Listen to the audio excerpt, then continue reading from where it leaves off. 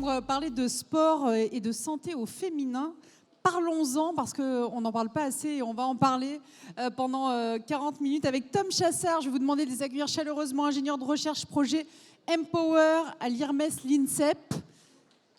Nodjelem Miaro, que vous allez encourager particulièrement parce qu'elle a du mal à marcher, championne du monde de handball, préparatrice mentale de haut niveau et présidente de la Ligue de handball féminin. Jen Abdelila, championne du monde de grappling, fondatrice de la Jen Academy. Bienvenue, merci d'être avec nous. Et puis Camille Naud, ancienne joueuse du Toulouse Football Club, fondatrice notamment de la Women French Cup. Vous faites plein de choses toutes et tous et vous allez tout nous raconter.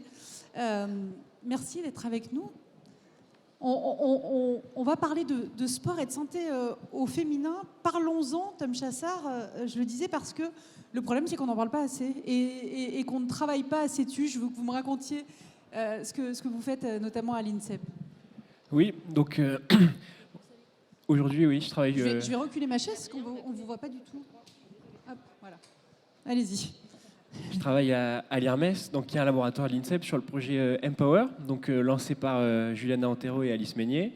Et l'objectif de ce projet, c'est d'étudier l'impact des variations hormonales dues au cycle menstruel sur la performance à l'entraînement et en compétition des athlètes. Et donc, on va réaliser le suivi d'athlètes de haut niveau de différentes fédérations. On va monitorer les indicateurs de bien-être, la charge d'entraînement, et ensuite, on va essayer de détecter les variations que ça peut avoir, les cyclicités qui peuvent apparaître en fonction des variations hormonales du cycle menstruel. Ces travaux, ils peuvent paraître évidents, on va en parler avec vous toutes, mais finalement, les femmes, on peut le dire, sont exclues des travaux de recherche dans le sport.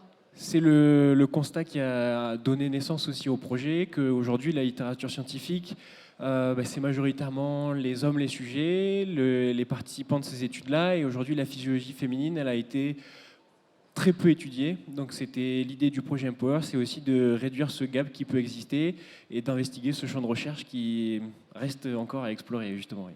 Ouais, comment ça se traduit au quotidien pour les athlètes qui sont engagés dans ce projet ? Donc c'est un suivi longitudinal multiparamétrique, pour dire simplement. Les athlètes, elles vont avoir un questionnaire du matin qu'elles vont remplir donc, tous les matins, où il y a une série de questions. Ce questionnaire, il prend à peu près 1 ou 2 minutes. Donc ça va être des questions sur leur état de forme, la qualité et la quantité de leur sommeil, leur état de bien-être. Des questions aussi sur le statut menstruel, la déclaration du début, de la fin des menstruations ou de la prise de pilule. Et ensuite, des questions sur les symptômes qu'elles peuvent contracter, les symptômes menstruels. Donc ça, c'est la partie relative au questionnaire du matin. Et puis, à chaque fois qu'elles vont utiliser un dispositif connecté pour s'entraîner, on va récupérer ces données d'entraînement et on va ensuite les analyser aussi. Donc on va récupérer des données de questionnaire, des données d'entraînement et ensuite on va essayer de mettre des modèles, d'objectiver un peu ces données, de les mettre à plat, de mettre des modèles mathématiques derrière et de comprendre ça, comprendre la physiologie, etc. Et les spécificités de la santé et du sport au féminin, parce que c'est des spécificités qu'on ne peut pas nier, qui existent et qui sont importantes à analyser pour la performance. Alors effectivement, donc il y a différents profils qu'on commence à remarquer. Donc il y a des athlètes pour lesquels qui vont être assez stables tout au long de leur cycle, mais il y a aussi des athlètes qui vont voir leurs indicateurs vraiment variés sous forme de cyclicité tout au long de leur cycle, avec des phases où les indicateurs seront plus dans le vert, on va dire, et d'autres phases où ça sera potentiellement plus difficile. Donc c'est ce qu'on essaie de mettre en lumière. Et ensuite, à la fin de ce suivi, l'objectif, c'est qu'une fois que les athlètes se sont investis, qu'on a récupéré ces données, qu'on les a analysées, qu'on en a discuté. Donc on a une équipe qui est pluridisciplinaire avec des épidémiologistes, biologistes. Il y a aussi des ingénieurs et des mathématiciens pour analyser ces données et les traiter. On discute aussi avec des nutritionnistes, des gynécologues, des endocrinologues, pardon. Et à la fin de ce suivi, une fois que tout a été investigué, l'idée c'est de définir le profil hormonal de l'athlète qu'on a suivi et de lui restituer ses résultats, objectiver, discuter avec elle de est-ce que c'est similaire à son ressenti, lui présenter ce qu'on a pu investiguer. Et la deuxième phase, c'est l'athlète est libre de partager ses résultats avec son coach si elle le veut. Et l'idée c'est d'aboutir à l'optimisation de l'entraînement en synergie avec la physiologie. Donc peut-être si elle a une phase dans laquelle elle se sent, et on remarque une aisance plus grande pour les efforts d'intensité, peut-être les concentrer ou mieux répartir la charge d'entraînement tout au long du cycle par rapport à ses facilités, sa physiologie, etc. Ce qui fait sens dans l'Institut national de la performance. Nadine Miaro, vous avez plein de casquettes. Il y a la casquette ancienne sportive de haut niveau, préparatrice mentale, psychologue, présidente de la Ligue féminine. Je vais vous faire mettre toutes ces casquettes. Si je vous fais mettre juste la casquette de sportive déjà, c'est fou de se dire qu'on a fait si peu de travaux sur le sujet. Et je ne sais pas si on vous avait parlé pendant votre carrière de vos cycles. J'imagine que je connais la réponse. Oui, c'est incroyable de se dire qu'on n'a jamais abordé ce sujet-là de manière très concrète au plus haut sommet en fait, du sport du handball féminin, c'est-à-dire l'équipe de France. En club, on pouvait avoir ce suivi auprès d'un médecin, mais considérer l'impact du cycle menstruel dans la performance, ça n'a jamais été évoqué. Et c'est vrai qu'on avait cette grosse méconnaissance, mais aussi cette non-volonté, j'ai l'impression, d'aller sur ce sujet qui peut être considéré comme tabou, et qu'il était. Et puis après, même nous, entre joueuses, on n'avait pas forcément ce déclic de se dire comment tu te sens quand tu as tes règles, de pouvoir un peu le parler librement, simplement. Donc je suis contente qu'avec l'INSEP, on ait pu justement aborder ce sujet-là, qui est encore un sujet tabou, qui ne considère pas assez la spécificité justement de... Et puis ça coûte de l'argent aussi, c'est ça aussi, c'est investir sur des travaux qui concernent des sujets peut-être qui intéressent moins ceux qui donnent de l'argent. Je me permets juste de rajouter ça. Mais effectivement, j'aimerais bien que vous me parliez des travaux que vous avez faits. Là, c'est votre casquette présidente de la Ligue féminine de handball. Ouais. Vous avez fait des travaux très spécifiques avec l'INSEP sur les En fait, on va initier des travaux avec l'INSEP. Ce qu'on a fait, c'est qu'on était avec notre partenaire Lidl et on s'est dit qu'on voulait aborder ce sujet tabou du cycle menstruel. Alors, ça a été sur quelque chose de très commercial au début, se dire qu'on va récolter des protections pour les jeunes filles, parce que c'est quand même, dans la pratique sportive, le cycle menstruel est une des causes de l'arrêt à l'adolescence des jeunes filles. Donc ça, c'est important de vraiment le considérer. Et après, on s'est dit, mais c'est réducteur de s'arrêter qu'à ça, de récolter des protections hygiéniques, et on s'est dit on va aller plus loin, on a envie de le prendre à bras le corps et de parler du cycle menstruel. Et on savait que l'INSEP faisait ces travaux-là, et ce qu'on a fait, c'est qu'on a ouvert donc, aux joueuses, l'INSEP avec tous ses expertes et experts, il y avait un entraîneur, ce qui était hyper intéressant, c'est de se dire que l'entraîneur qui est au quotidien de sa joueuse professionnelle n'avait aucune connaissance de l'impact du cycle menstruel dans la performance. Donc, impliquer les entraîneurs et puis après surtout faire en sorte qu'on casse un peu ce tabou pour pouvoir, dans un second temps, aller dans de la recherche, utiliser un peu le vivier qu'on a au sein de la Ligue féminine, toutes ces joueuses, pour pouvoir après faire de la recherche, avoir des données chiffrées et pouvoir les accompagner pour être encore plus performantes. C'est passionnant et on voit que ce sont des travaux qui s'engagent juste maintenant, finalement, et qu'il y a plein de choses à faire. Diane Abdelila, déjà, je voudrais que vous nous expliquiez ce que c'est que le grappling, parce que j'ai dit ça, mais tout le monde ne connaît peut-être pas. Vous êtes championne du monde de grappling, racontez-nous ce que c'est déjà. Oui, déjà, bonjour à tous, merci d'être ici. Alors, le grappling, c'est un sport de lutte qui va mêler l'appréhension, donc où je peux saisir quelqu'un, les projections, les amener au sol, et les soumissions. Donc c'est la partie sol du MMA, donc c'est un sport qui complète très souvent, qui est en complément de la pratique du MMA.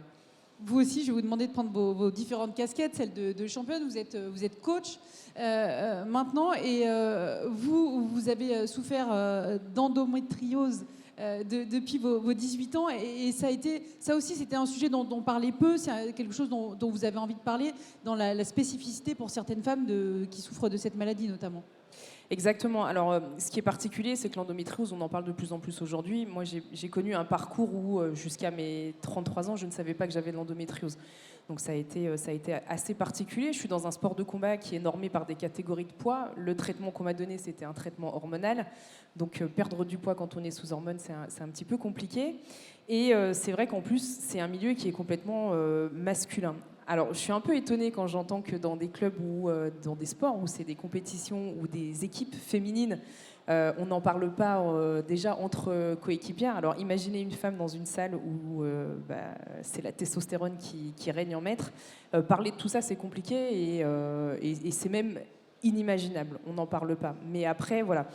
Le sport, ça a été inventé par les hommes pour les hommes. Donc, à un moment donné, cette spécificité féminine, elle n'a pas été prise en compte. Pour reprendre des chiffres, 96% des études qui sont faites sur la performance sportive utilisent l'homme Comme référence. comme référence. Voilà, donc il y a à peine 6% qui prennent en compte les femmes sur ces études sur la performance sportive.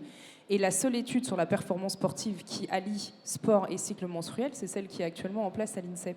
Donc on a un retard qui est quand même assez monstrueux, et c'est un retard qu'on va retrouver, et c'est aussi une vision du sport qui reste quand même très masculine. Et c'est pour ça que les jeunes filles disparaissent vers l'âge de 15-16 ans et qu'on les retrouve plus tard. Et que le sport féminin, il est toujours connoté sport bien-être, sport santé, fitness, et pas performance. Or, 50% des médailles au dernier JO, ce sont les femmes qui les ont obtenues, même plus de 50%, pardon. Et à un moment, il faut aussi qu'on prenne en considération le fait que le sport féminin, c'est pas que du fitness et du yoga, c'est aussi de la performance. Et là, vous avez 3 athlètes qui ont été dans le sport de très haut niveau et qui le prouvent. Et si on veut améliorer ces choses-là, il faut qu'on puisse en parler. Il faut qu'il y ait plus d'études de ce type. Il faut aussi que tout le monde soit formé, pas que les entraîneurs, pas que les fédés. Il faut que dans l'éducation nationale, moi je suis prof de PS, j'ai enseigné en collège, en lycée, maintenant j'enseigne à la Sorbonne. À aucun moment dans mon parcours de prof de PS, on m'a parlé de cycle menstruel, à part pour me dire, vous allez voir, il va y avoir des filles qui vont venir vous voir pour vous dire, ah, j'ai mes règles, j'ai mal au ventre. Ça marche pas, en gros, faut pas les écouter, etc. etc. Et c'est des choses qui sont transmises comme ça. Donc c'est difficile pour les jeunes filles d'en parler. Quand on voit au niveau du sport féminin de haut niveau, une femme qui veut avoir une vie sportive et une vie familiale, c'est compliqué. Il va falloir qu'elle fasse le choix entre l'un ou l'autre. Quand je vois des aberrations comme certains clubs ou certaines compétitions où on oblige les femmes à s'habiller en blanc ou en short ou en culotte pour jouer au volley ou ce genre de choses, on se rend compte en fait que le sport féminin, il est toujours sous ce diktat de il faut que ce soit joli à voir, esthétique, pas trop physique, masculin, et puis il faut pas trop qu'elle fasse de bruit quand même. Donc il y a plein de choses à faire, il y a plein de choses à changer au niveau du sport féminin, et ça commence justement par la prise en compte de la spécificité féminine. On n'enseigne pas aux femmes comme on enseigne aux hommes, on n'entraîne pas des femmes comme on entraîne des hommes, et on ne fait pas une carrière sportive quand on est une femme, on ne peut pas calquer le modèle de carrière sportive sur un modèle de carrière sportive masculin. Donc, voilà. Je vais revenir vers vous. On a plein de choses à dire sur le sujet, mais je me tourne vers vous, Camille. Vous êtes directrice par ailleurs d'Amos Sport Business School ici à Toulouse, spécialisée dans les métiers du sport. Vous avez été, vous aussi, sportive de haut niveau. Vous avez fondé la Women's French Cup, tournoi européen de précision de football féminin. Si je reviens juste sur ce sujet précis des cycles menstruels, Nodjalem nous parlait de son expérience à elle dans un sport, un sport co-féminin. Vous, quelle a été votre expérience? Est-ce que on en parlait dans le vestiaire? Est-ce qu'on vous en a parlé pendant votre carrière? Alors, on en parlait entre nous. Effectivement, le choix des couleurs pour les shorts, blancs, souvent. Donc ça, c'était quand même quelque chose qui... Donc, effectivement, on en parlait entre nous en se disant, est-ce que j'ai oublié? Est-ce que tu n'as pas quelque chose de manière un peu informelle? Jamais avec les coachs, jamais avec les préparateurs physiques. Donc, la seule chose que moi, j'ai notée, c'est... donc, je suis jeune retraitée, je jouais encore l'an dernier au TFC. Et on avait une application, effectivement, qui nous demandait chaque jour comment vous vous sentez, comment vous avez dormi, comment vous avez mangé. Mais pas encore, est-ce que vous êtes en cycle, est-ce que vous êtes... voilà. Et ça, c'est effectivement pour moi capital. Et on parle en plus des cycles menstruels, mais moi, je suis un peu victime d'hyper ou d'hypothyroïde. Et c'est aussi quelque chose qui, je pense, et je suis même pas sûre qu'on ait une seule analyse sur les effets de la thyroïde dans le sport pour les femmes. Je suis pas certaine, mais bon voilà, ça fait partie des dérèglements hormonaux généraux qui peuvent exister pour les femmes, mais jamais pris en compte, non. Tom a trop de travail déjà. Ouais. Non, J'en rajoute. On va se projeter sur tout ce qui reste à faire. Et alors là, la liste doit être très très longue. Et je fais tomber d'ailleurs moi-même ma liste. Mais est-ce que le football, qui est un sport, on peut parler de sport masculin, qui évidemment un sport très masculin, historiquement très masculin, est-ce que le football féminin vous semble plus ou moins avancé sur ces sujets-là aujourd'hui? Je sais que on commence par exemple à avoir des joueuses professionnelles qui font des enfants en carrière, mais c'est tout récent. On l'a vu avec Amel Majri. Oui, effectivement, il me semble que dans le football, quand même, de par la médiatisation peut-être, on commence à traiter ces sujets. Comme je le disais, moi l'an dernier, au niveau du TFC, donc à un niveau régional amateur, on a commencé à évoquer ces sujets-là. J'imagine, et notamment avec la Amos Women French Cup et les clubs qu'on reçoit, on a eu cet été le Bayern de Munich, on a eu Manchester United, le Barça. Effectivement, ces clubs viennent aujourd'hui avec un staff médical composé notamment cet été de gynécologues. Moi, c'est la première fois que je voyais un staff médical avec une gynécologue qui était présente au Barça. Donc j'imagine qu'ailleurs, on ne le sait pas nous, mais dans d'autres pays en Europe, ça commence à se travailler. Oui, on avait beaucoup vu avec les Américaines qui faisaient des enfants Ouais. en carrière Tout à fait. plus facilement que les Françaises. Oui, notre JLM, le handball est un sport notamment nordique, souvent plus avancé sur ces sujets-là. Est-ce que vous avez vu de meilleures inspirations dans d'autres pays ? Alors, quand je disais qu'on ne parlait pas trop des règles, c'était l'époque, c'était il y a 20 ans, 22 ans, donc ça remontait. On a la chance, effectivement, d'être un sport qui vient du Nord, avec une culture complètement différente, avec une égalité, une parité homme-femme complètement différente. Les handballeuses sont de vraies stars en Norvège et au Danemark, sont vraiment mises à l'avant. Cette parité, elle a amené à ce que des handballeuses nordiques deviennent mamans au cours de leur carrière, parlent de sujets tabous comme l'homosexualité. Et nous, en fait, on s'est inspiré aussi de ça parce que c'était visible pour nous. Et c'est vrai que dans le parcours du handball féminin français, on a très rapidement eu des mamans qui avaient leur enfant pendant leur carrière et pouvaient le reprendre. Et même si c'était pas si bien accompagné qu'aujourd'hui, il y avait la possibilité d'aller en stage avec ses enfants. On était vraiment quand même à l'avance par rapport à ça, par rapport à d'autres sports co, où on voyait que ce n'était pas encore une culture qui était prise. Et là, actuellement, on le voit en équipe de France, on a des Cléopâtre Darleux, par exemple, celle que beaucoup de personnes connaissent, elle est maman. Laura Gloser est maman. Il y a toute une organisation qui est faite pour les accompagner. Aujourd'hui, on a des joueuses quand même qui prennent à bras le corps des problématiques féminines. Estelle Nzeminko a parlé du tabou des règles et a fait vraiment un article fort qui a dit et qui nous a amené, nous, à dire bon, stop, on y va.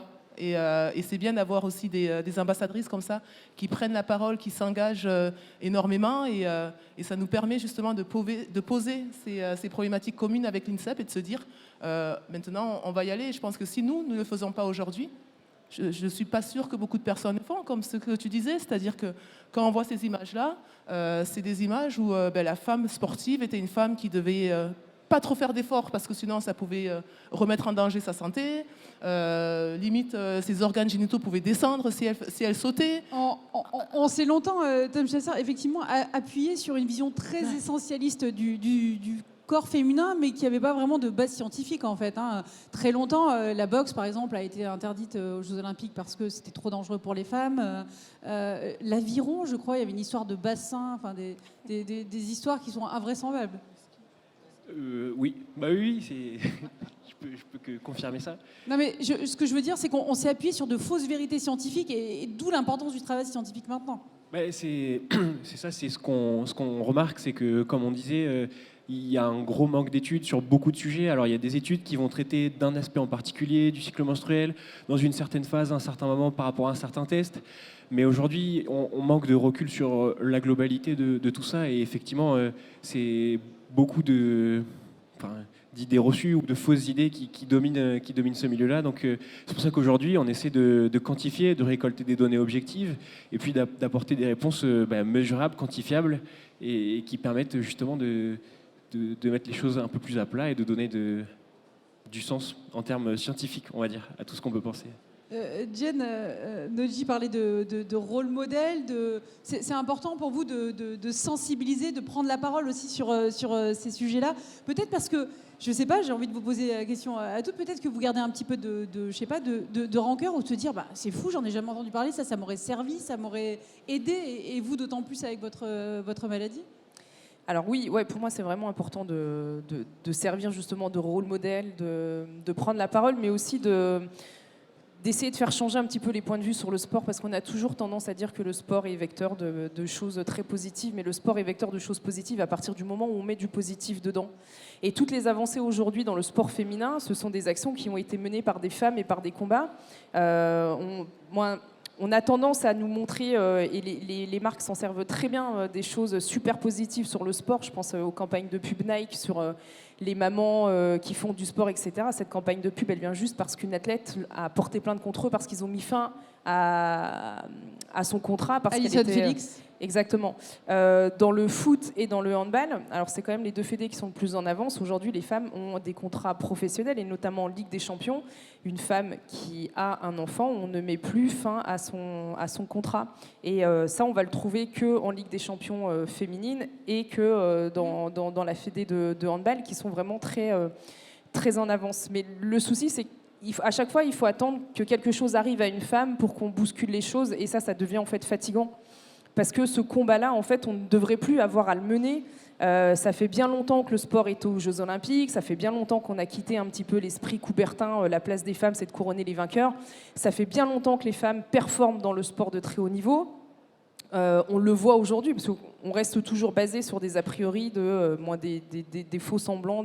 Un homme, ça restera toujours plus fort qu'une femme. Mais la force, c'est pas que combien je soulève, en fait. La force, il y a différents types de force, et c'est pas que la force physique. Et si les femmes aujourd'hui sont en retard au niveau de la performance sportive, et ce retard elles vont le rattraper, c'est parce que la manière dont on entraîne, les matériaux qu'on utilise très souvent ne sont pas adaptés à nous. Là, il y a pas longtemps, il y a une étude qui a montré que les ballons qui étaient utilisés dans le football n'étaient pas bons pour la spécificité féminine, elles étaient trop dures notamment, etc. Et elles n'étaient pas adaptées aux femmes.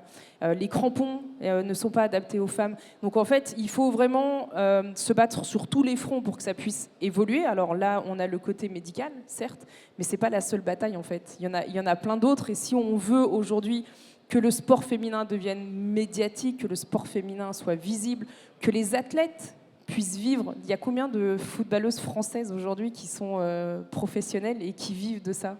Dans le handball, encore peut-être un petit peu plus, mais avec des salaires beaucoup moins élevés.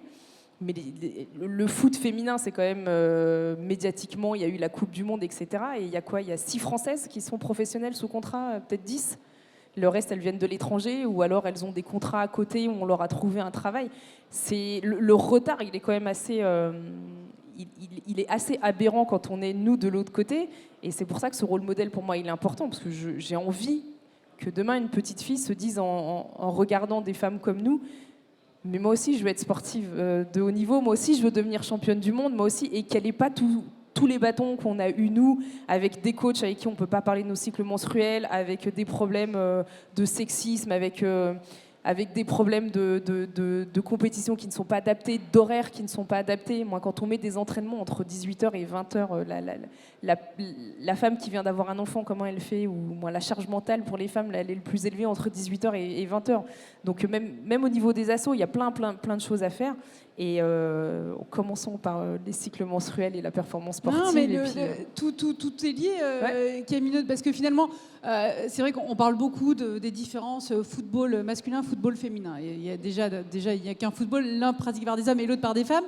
Et ces différences de préparation, de ballon, j'ai discuté il y a très peu de temps aussi avec des joueuses, j'ignorais, mais elles n'avaient même pas de vêtements spécifiques, en fait, les shorts. On avait repris des shorts d'hommes, et c'est que très récemment qu'on s'est dit, tiens, on pourrait peut-être faire des shorts qui sont plus adaptés à des filles, parce qu'elles ne sont pas tout à fait foutues pareil. Donc c'est lié quand même à cette histoire de santé aussi. Pour être aussi performant, être égal, il faut aussi qu'on soit préparé pareil. Ouais, exactement. J'aurais dû vous envoyer une photo de moi en Coupe de France il y a 15 ans avec un maillot grand short, XXL, retourné 100 fois. C'était pas mal, ouais. Non, effectivement, après, je trouve qu'il y a un point important qui a été souligné, c'est la professionnalisation du sport, finalement, féminin.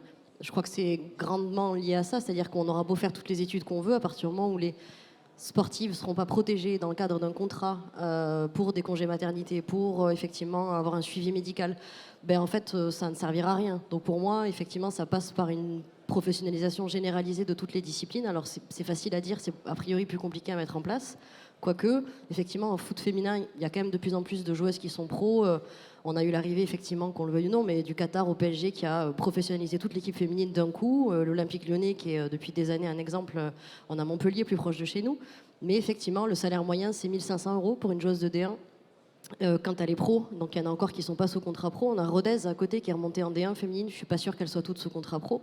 Donc qu'est-ce qui se passe en cas de blessure ? Qu'est-ce qui se passe en cas de grossesse ? Qu'est-ce qui se passe en cas de problème d'opération c'est un peu un flou juridique. Et ça, pour moi, ça me paraît dangereux. Et après, à titre personnel, la grande blessure du footballeur, et a fortiori de la footballeuse, c'est le ligament croisé. Parce que nous, en plus d'un point de vue morphologique, on a plus de chances d'être victime d'un ligament croisé en tant que femme. Et moi, je me le fais à 19 ans. Je suis au TFC à cette époque-là. Et j'ai eu la chance d'être suivie par Cabreton au CERS, donc d'être accompagnée en post-opératoire et en renforcement. Et en fait, c'est qu'après un an, qu'un des kinés, à la fin de ma rééducation, m'annonce que je peux reprendre et puis me dit mais est-ce que tu as fait un lien de cause à effet entre ta blessure et puis j'ai dit je sais pas, j'étais peut-être un peu fatiguée, j'enchaînais les matchs. Et en fait, effectivement, j'étais en période de cycle à ce moment-là. Et j'ai fait le lien un an plus tard par un kiné de manière hasardeuse qui me pose la question. Je dis pas que j'aurais pas fait ce match-là, mais peut-être que si j'avais été suivie, peut-être que si on avait identifié un peu de fatigue, je serais pas allée jouer. Ouais. Bon. Ouais, Voilà. c'est un très bon exemple, Tom Chassard. On approche presque de la fin. J'ai envie qu'on se projette. Sur quoi vous rêvez de travailler, par exemple, sur ces sujets féminins?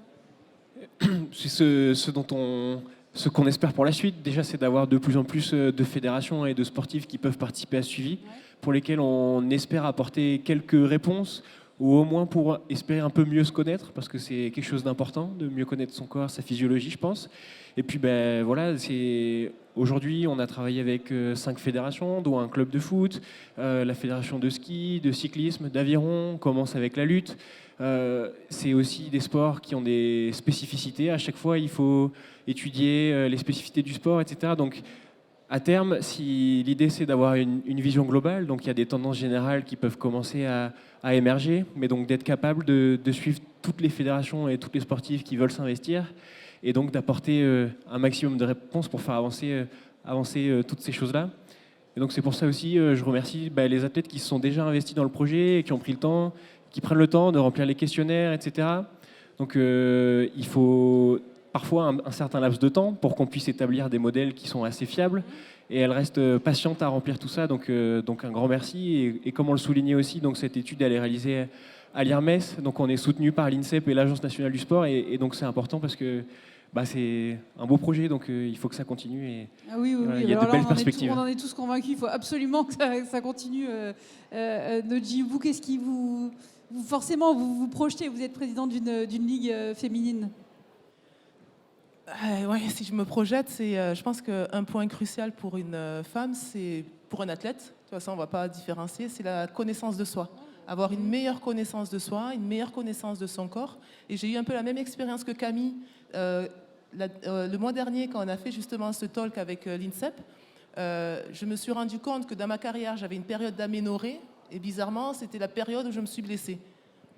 Est-ce que je me serais peut-être sans doute blessée aussi, mais en tout cas, ça m'a fait cogiter en me disant, mais si j'avais eu cette information et si j'avais une meilleure connaissance de mon corps, de comment l'utiliser, de comment le préserver, de comment la mener à être performant, je pense que en tout cas moi, par rapport à ma vision pour le handball féminin, ce que je veux, c'est de donner les outils, la connaissance aux joueuses pour qu'elles puissent se l'approprier et utiliser leur corps à bon escient et aussi se préserver.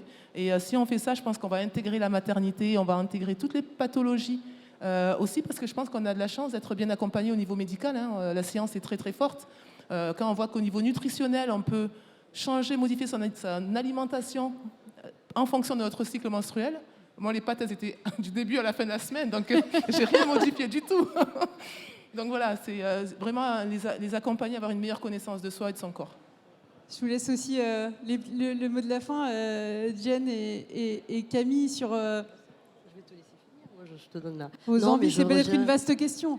Non, je rejoins ce qui a été dit. C'est que ça serait formidable que ça soit harmonisé d'un point de vue national et qu'il y ait une discussion entre les fédés, parce que je pense que ces sujets dépassent un peu la discipline, et voir au niveau européen, parce que je pense qu'il y a des choses qui sont faites ailleurs qu'on connaît peut-être pas, ou voilà, par manque de savoir. Donc ouais, d'avoir quelque chose qui puisse poser une règle harmonisée au niveau national, c'est un peu une utopie, mais ça arrivera peut-être bientôt. Jen.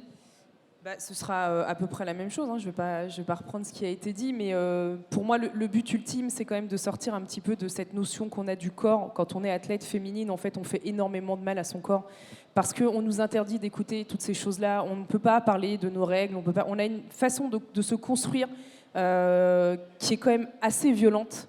Et c'est dommage de passer par ça quand on veut performer dans le sport de haut niveau. Donc, ce serait vraiment permettre, grâce à ces études, à avoir une meilleure connaissance, mais aussi la formation des coachs et des préparateurs physiques, quelque chose qui ne mette plus justement les corps en souffrance et qu'on arrête de traiter, nous, en tant que femmes, notre corps uniquement comme une machine, comme un outil, parce que c'est là que les dérives où on peut se faire abuser sexuellement ou autre, ou se faire marcher dessus psychologiquement par des personnes, c'est en partie aussi parce qu'on nous oblige à traiter ce corps de manière vraiment très, très violente. Donc ce serait vraiment arriver sur quelque chose de plus sain pour les femmes.